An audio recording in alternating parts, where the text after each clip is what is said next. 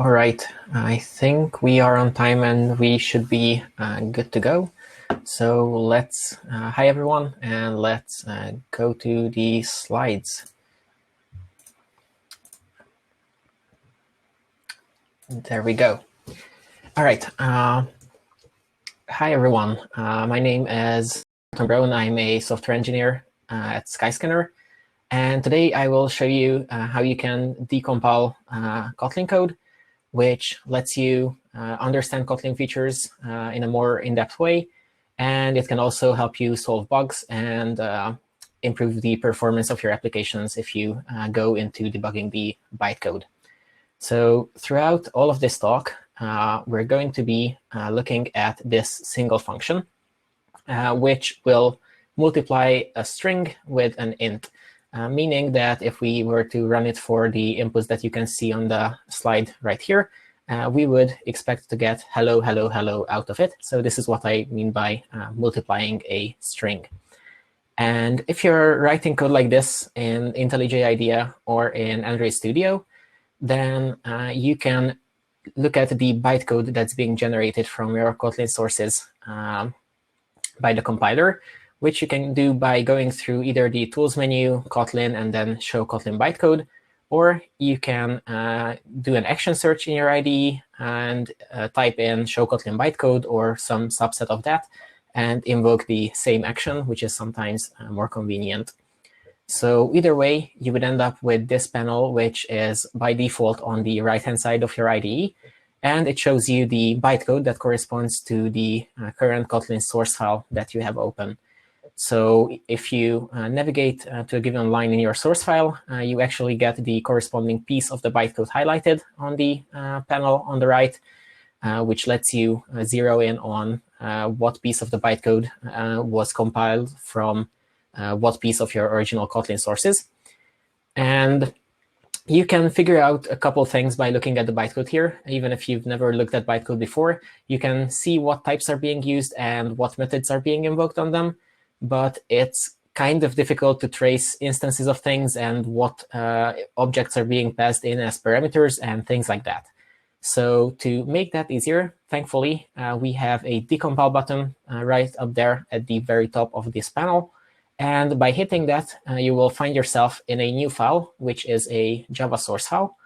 And this Java file is generated by decompiling the bytecode that was first created from your Kotlin sources being compiled. So the decompiler that's bundled with the Kotlin plugin is pretending that the bytecode was a result of compiling Java code, and it tries to figure out what the original Java code could have looked like if it resulted in this bytecode being generated. So if we look at the bytecode or the decompiled Java code that we got from the decompiler, we can see that our top-level main function is now wrapped in a class, because in Java and also at the bytecode level, functions can't exist outside of classes like they did in Kotlin. So everything gets wrapped in a class. And then inside it, we do have our main function. And it does roughly what you would expect it to do. So it calls the multiply function, and then it prints the result that it got back from there, but not before creating this completely useless Boolean, assigning a value to it, and then never using it again. So this is a good time to point out that the decompiler will not always be perfect. You will find weird things in the output of decompiling bytecode. And most of the time, the Java source file you get wouldn't compile as is. You would have to fix some things in there. But it's still a very good approximation of what's happening in the bytecode, and it's much easier to understand for us. So this is the loop that I will go over and over and over again. So we're going to go from a Kotlin source file down to the bytecode, which is a class file. And then we're going to decompile that into a Java source file using this decompiler most of the time. And I'm mostly going to be skipping the middle step. So we're not going to look at the bytecode, but instead we're just going to go from Kotlin straight to Java. But remember that this is the loop that I'm going through. And that's how I'm getting from Kotlin to Java code. That's the translation mechanism between those. So getting back to this function that I want to use as our example, I usually ask the audience if they feel like they could implement a function like this, and the answer is always a very overwhelming yes. So I'm going to skip that now because it would be more difficult to do than usual. And I'm going to go ahead and start implementing this method myself. So what I will do first is I'll go with a very trivial, naive implementation, and then we're going to iterate on that and keep improving it. So the way I'll do this is I'll create a variable for an empty string at first. Then I'm going to loop for the given number of times. Inside the loop, I will keep appending the input string to my variable. And then at the end of the function, I'll just return whatever I have collected inside that variable. So we can now start decompiling. And if we decompile this version of the multiply function, we will get this Java source back. And we're going to go through this line by line since it's our first decompiled code and check out a couple of things in here. So let's start with the signature of the function, the header of the function. First of all, we have this string return type, which in Kotlin we have declared as a non-nullable string. So in the bytecode, we ended up with a not null annotation that indicates this. And very similarly, the first parameter of our function was non-nullable as well. So this is also annotated. This annotation will be used by any Kotlin code calling into this code to ensure that no one passes in a potentially null value. And as for Java code invoking multiply, you will get a warning about this, hopefully, depending on your compiler setup and your IDE. But it will not prevent Java code from passing in null values for this first parameter, unfortunately, because Java doesn't enforce nullability as strongly as Kotlin does. Then moving on to the second parameter, this has the type of int in the Kotlin source. And this is an interesting piece because in Kotlin, we only have a single int type, while in Java, we have a lowercase int, which is a primitive, and an uppercase int, which is a reference type, a boxed integer type. And the way that the compiler solves this is that whenever it can, it will use the primitive type, such as in this case, which is more performant. But if we were to do something like this, for example, so if we change the type of our function parameter to a nullable int in Kotlin, then the compiler would have no choice but to make this a reference type in the bytecode, and then annotate it accordingly, of course, because this is the type that can actually hold a null value, which the primitive int could not. All right, so going back to the first parameter for one more second, there is this first line inside the decompiled version of the bytecode, which doesn't really correspond to anything that we have written into the body of our function ourselves. But this line actually still belongs to the parameter that we already discussed. So there is a runtime null check injected here by the Kotlin compiler. And this null check ensures that if somehow a null value was passed in here, despite the annotation on the parameter, we will not start executing the method and fill in some very unexpected way, but instead stop executing straight away at the very beginning and just crash the application, or at least the method call. So we can go ahead and navigate into this check. So this intrinsics class that is being used here is a part of the Kotlin runtime. So we can navigate to it in our IDE. And we will see that this check parameter is not null function is really just that, a simple null check. And if that check fails, then we would see the next method in this class being invoked, which generates the exception to be thrown. And you can see here from all the string concatenation inside this function that it gives you a very well-worded exception message. So it tells you that there was a problem with the parameter being null.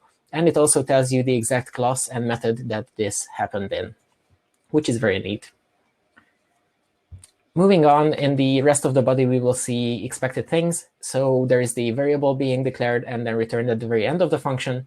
And then there's the for loop right there in the middle, which keeps concatenating the input to the temporary variable that we have. The indices here, the way that they are being used, it's slightly odd. It's not what you would write by hand in Java, but they do what you expect them to do. And that's what really matters. So with that discussed, we're going to move on and start iterating on our multiply function. And the first change that I'm going to make is that I'm going to make this function an extension on the string type. So I'm going to take the first parameter, which was a string that we were passing in as a regular function parameter, and move it out to the receiver position, making this an extension on string.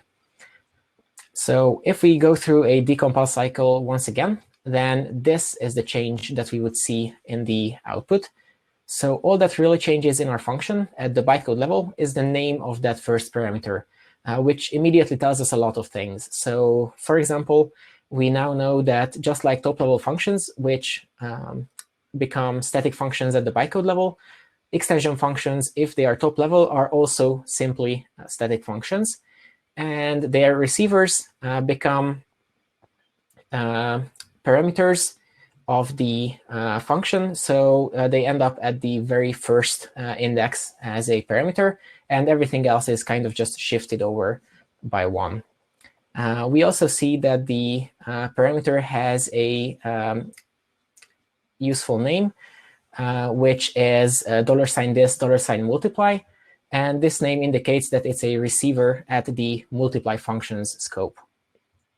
Everything else remained the same. You also might have noticed that the code no longer fits on the slides. So I'm going to start formatting this function like this, slightly unconventionally, just because Java has so many keywords in front of its functions. OK, let's look at something else, which results from extension functions being static. And we're going to take an example of a class hierarchy here, a very simple one. So we have an animal class here, which is able to identify itself as an animal by printing a string on the screen. And there is a subclass of this, a cat, which can print this is a cat in its own identify function. And if we create an instance of a cat and store it in a variable which is typed as an animal, then calling identify on it will print this is a cat. This is the expected behavior for member functions. So dynamic dispatch happens at runtime, and depending on what kind of animal is inside this variable, the concrete implementation of identify, depending on the animal type, will be executed. So what happens if we move these two methods into extension functions instead? Something like this. So we have an extension on animal and an extension on cat, which are still printing the same strings. Well, if we run our code again, we will find that the behavior changes. And now we are executing the identify extension that's defined on animal. The reason why this happens is that, again, identify is a static function. It's two overloaded static functions now. And there is no dynamic dispatch for static functions at runtime. The correct function to call has to be selected during compilation. And at compile time, all that the compiler knows is that our reference is holding some kind of an animal, but it doesn't know a concrete type. So keep in mind that this kind of difference will happen with extensions, and you can't overload or can't override extensions for polymorphic types. Moving on then, there is this line where we are performing string concatenation inside our function. And on this line, if we had this in the IDE, we would get a warning which would tell us to simplify this line and to simplify it like this. So the suggestion would be to use a compound assignment or augmented assignment operator, whichever you want to call it. And making this change, it turns out, doesn't change our bytecode whatsoever. So just like we had before in the Java source that we decompiled, we have a Java-style plus operator, which concatenates strings together. But this is a good time to talk about how Kotlin's operators are resolved. So for these compound operators, each of them correspond to a given method name.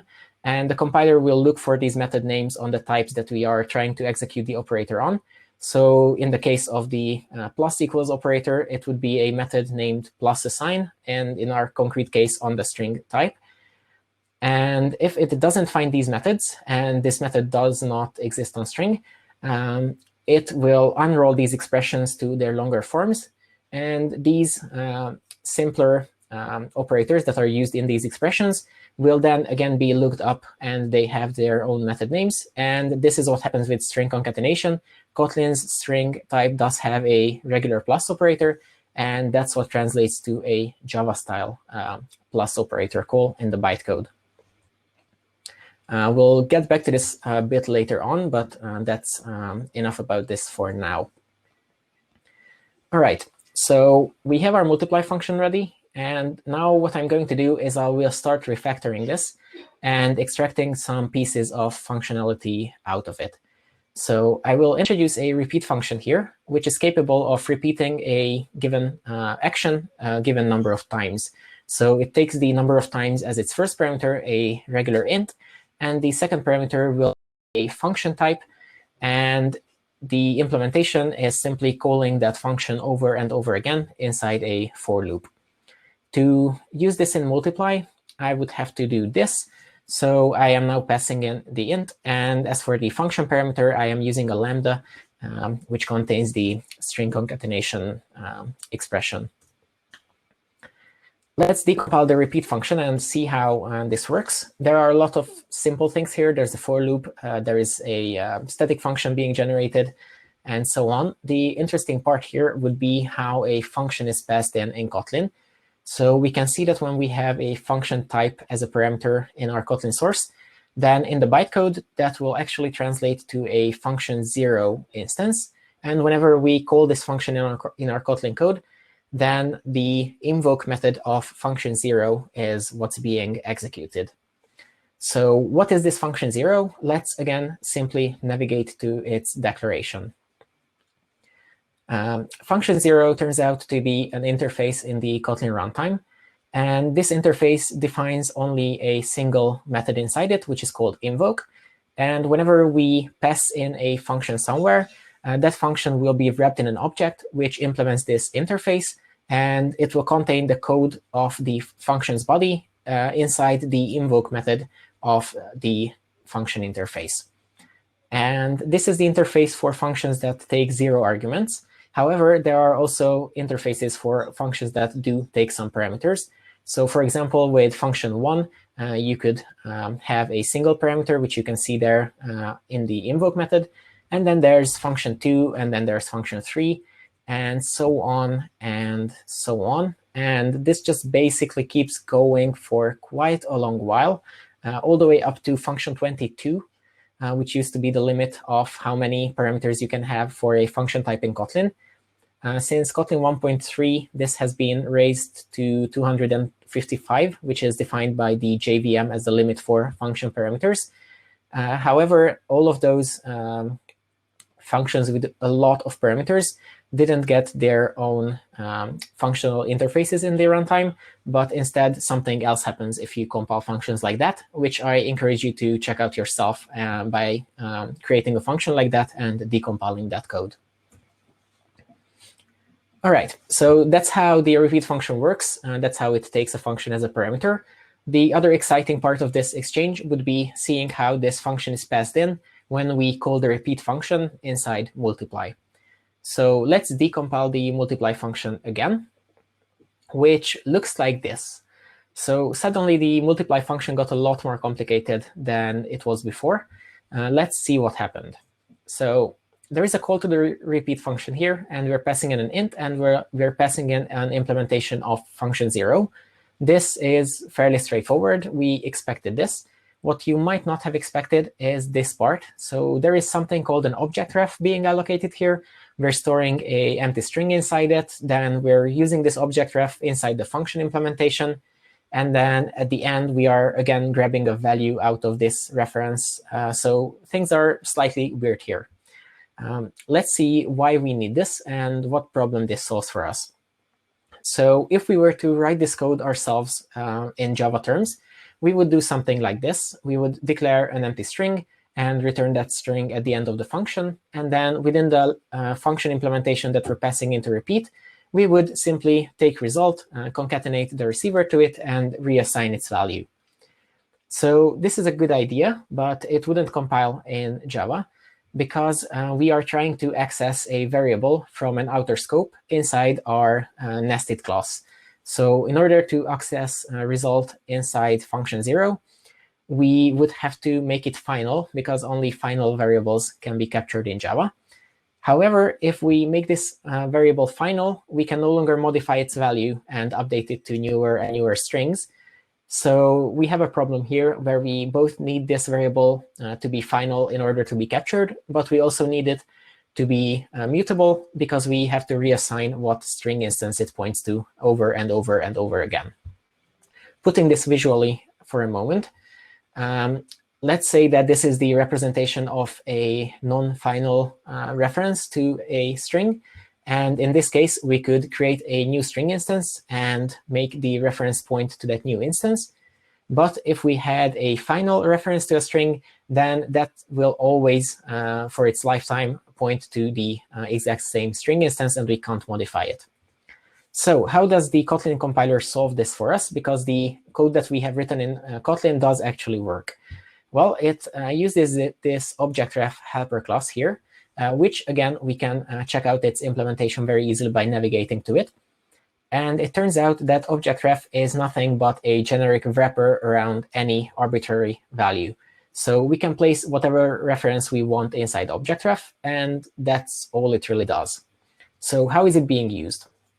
Well, we are creating an instance of objectref here, and we're at the beginning of the function, we're placing an empty string in it.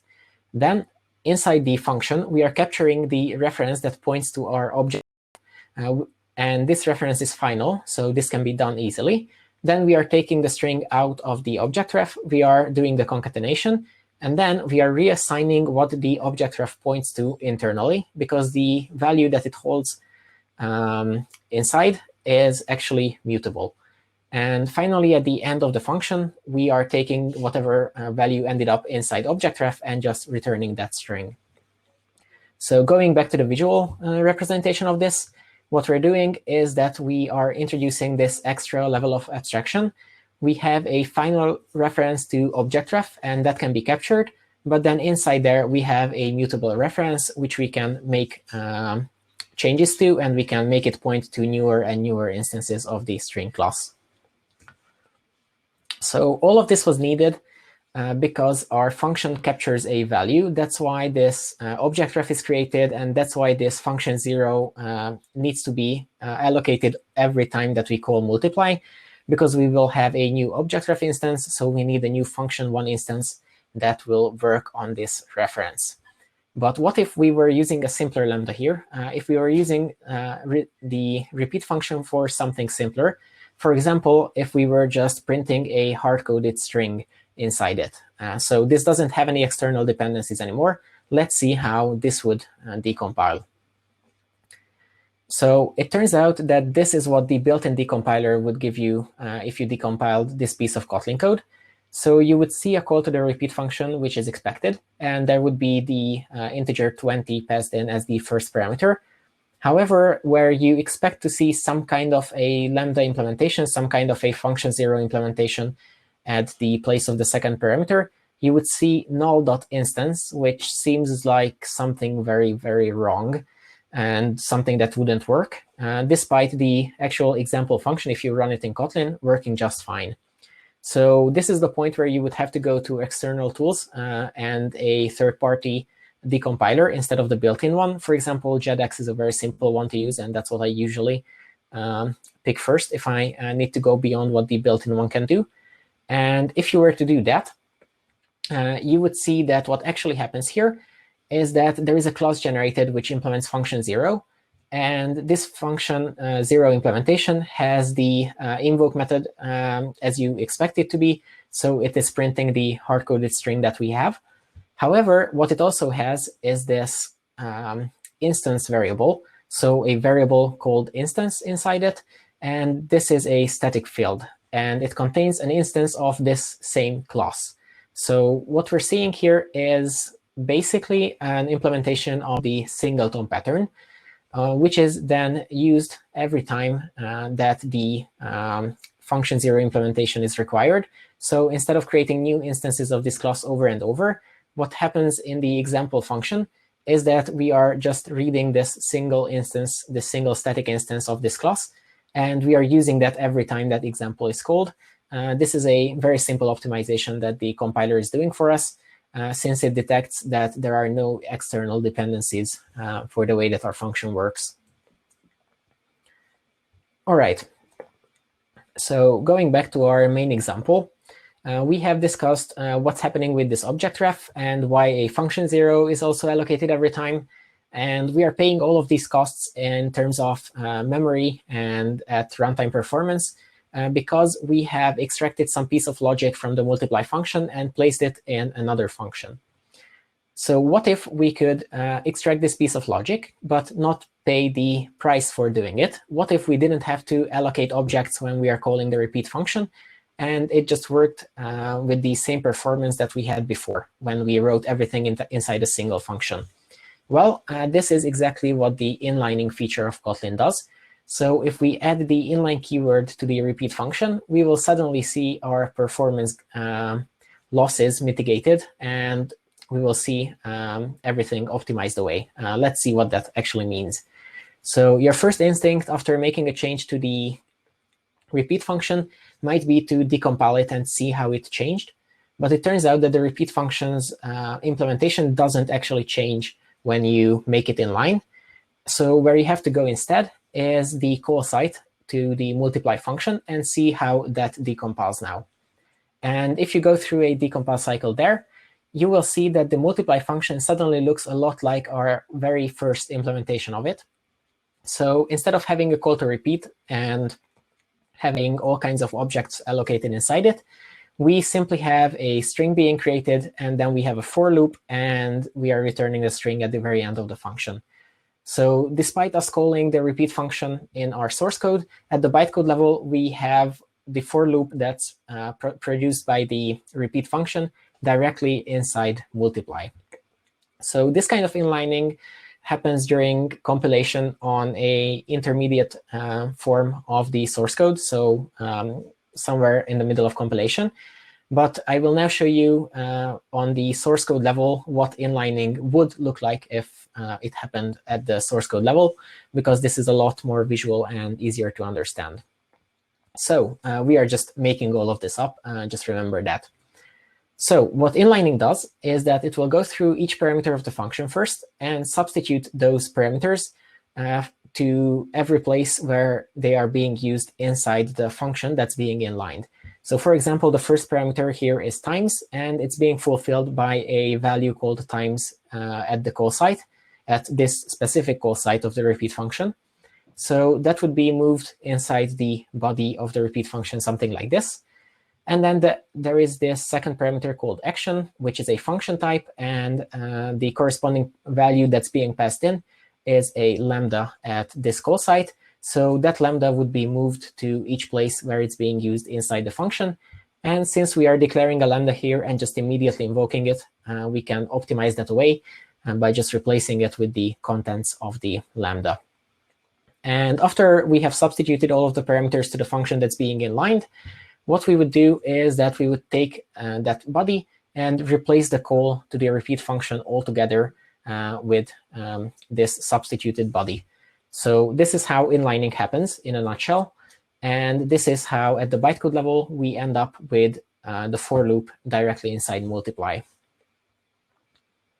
OK, moving on. Let's take a look at this string concatenation one more time. We looked at this before. But now we're going to look at it even closer. And this is the only time that we're going to go down to the bytecode level. So if we take a look at the bytecode that's emitted for this line of Kotlin source code, what we see is that there is a string builder instance being allocated here. Its constructor is called. That's the init method that you see on the slide. And then we are appending 2 strings to the string builder. And finally, we are calling the toString method on it. So every time we every time we go through a loop in the repeat function, we would have the string that we have so far in result, and we would have the original input string, and we would need to allocate a string builder instance and copy these 2 strings inside that string builder. And when that's done, we would call toString on it and make this our result variable for the next iteration. And we would, again, need to allocate a string builder and move these two strings inside it, and so on, and so on, and so on. So there is a lot of moving things around, a lot of memory allocations happening here for every iteration of the repeat function. So can we avoid this? Well, thankfully we can. We can just create a single string builder ourselves, which will save us quite a bit of allocations. And this might be what you would have done yourself when originally asked to implement this method in the first place. So the way to do this would be to create a string builder. Then instead of concatenating strings, we would keep calling the append method on string builder. And then finally, we would return the value that was built up inside the string builder from the multiply function. Decompiling this, we will see a lot of expected things. We will see the string builder constructor being called, append called on it, the string builder. And finally, we will see the result from the string builder being returned from the function. However, there is yet again a null check inserted here. So since our Kotlin function promises to return a non-null string as its return value, and since string builder is implemented in Java code, which doesn't make any promises on nullability, the compiler will inject a null check here for the builder.toString expression. And if that expression happens to be null, it will not perform the return, but instead crash with an exception because we would be breaking the contract of our multiply function. And again, you can see that the expression itself, the literal expression in code, is being passed into this null check as a string. So you would expect that if this does crash somehow, then we would see builder.toString was null or something like that in the expression message or the exception message. So that would again be quite easy to debug afterwards. All right, we have this string builder usage done. And this pattern of using a string builder, which is allocating one, then calling append on it a bunch of times, and finally extracting the string from it, is a quite common pattern. This is how we use string builders all of the time. And so we can extract this into a function as well. The way we would do this is by creating a function called buildString. And this function will create a string builder internally. And it takes a function as its parameter, which is a extension on the string builder type. So this is the function that will describe what we are doing with the string builder when we are using it. And then at the end of the function, the string builder would be returned. If we want to start using this extension function, or if we want to start using this function inside multiply, then the way that we would do that is something like this. So we would call the buildString function, then call repeat inside it, and then just keep appending to the string builder. Now we can do this append call without specifying what we are appending to, because inside the braces of the lambda that we pass into buildString, since we are defining an extension for the string builder type, we are writing our code as if we were inside the string builder. So writing down just append is the same as writing down this.append, and that will refer to the string builder instance that we are invoking this builder action function on. However, if we are looking at this, you might spot that I have managed to introduce a bug here. So since I wrote down append this, I am now just appending the string builder to itself over and over again, and I'm never using the input string of the multiply function. So the way to solve this would be to specify which this reference I want to append. So this can be done with a qualifier such as this one, which would make the reference point to the correct string. Small side note, if you have to qualify things like this and disambiguate things like this, you might want to reconsider whether you want to nest all of these scopes inside each other. But for our purposes now, this is for educational purposes, so I'm going to stick with this syntax. All right, so we now have these three methods, and we can again look at what multiply looks like with this usage of buildString inside it. So decompiling the multiply function, we will see that the buildString function is being called, and we're passing in a function1 implementation to it. So the function type that we declared as the parameter of build string is a function that takes no parameters, but it does have a receiver. So that's why we have a function1 here and not just a function0. And we can, in fact, see that receiver in the parameter list of the invoke method. So we can see that the string builder is being passed in right there. And then inside the implementation, we have yet another null check, which we are very used to by now. And then we have a for loop inside which we are appending one of the receivers to the other. And here the well-named receiver names in the bytecode level are very handy for us. So we can see that we are taking the receiver at the build string scope, which is our string builder instance, and we are appending the receiver at the multiply scope, our string instance, to it over and over again. All right, so we introduced abstraction. We put some of our implementation into this separate build string function. And this, again, is costing us because we have to allocate a function1 every time that multiply is called. And by now, you probably see this coming. But we are also going to inline the build string function just to get our performance back. And if we run multiply through a decompile loop once again, then we would see this final form of the multiply function, where it contains the allocation of a string builder, the for loop, and all of this implementation directly at the bytecode level. However, at the source level, we now have these three functions that build upon each other and which extract reusable pieces of logic that you can use all over your code base.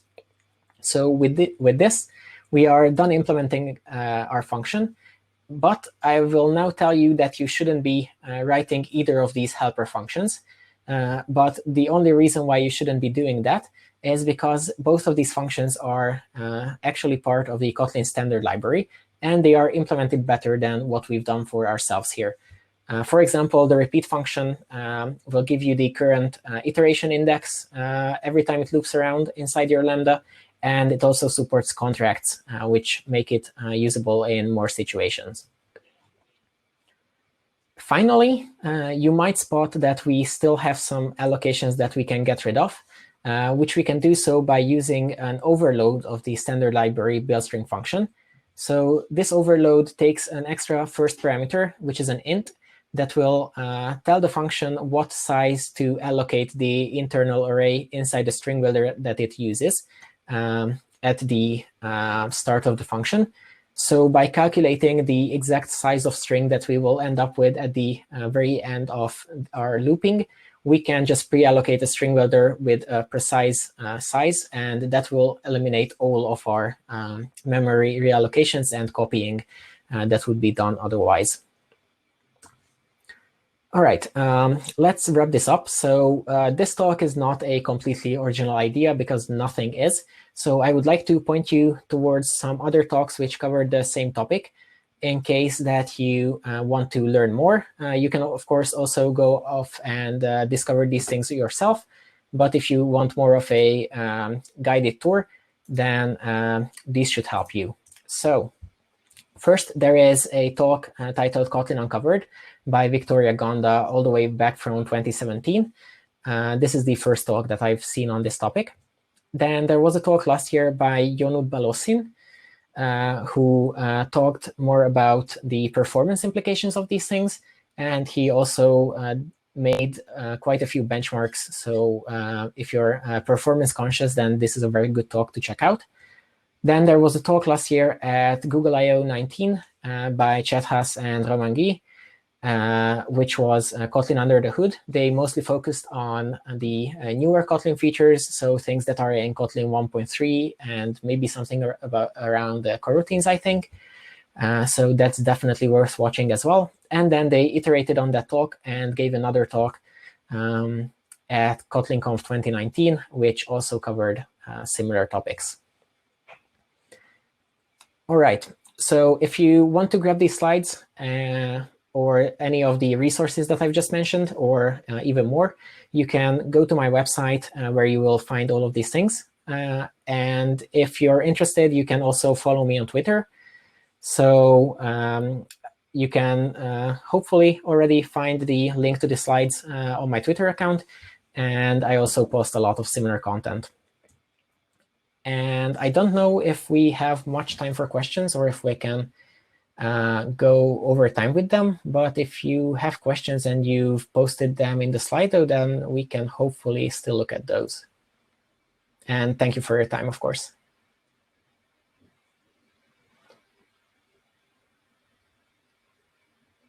If I'm on the right page, I think we don't have any questions so far.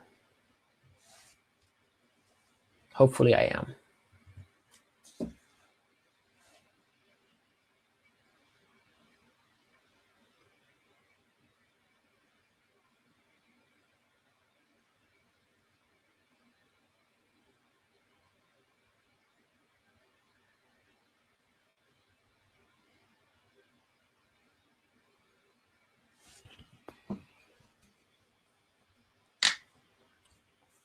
OK, I think if we don't have any questions, I will stop the talk. And if you have any questions, you can thank you. So if you have any questions, you can reach out to me over Slack or Twitter or wherever you want to. Thank you.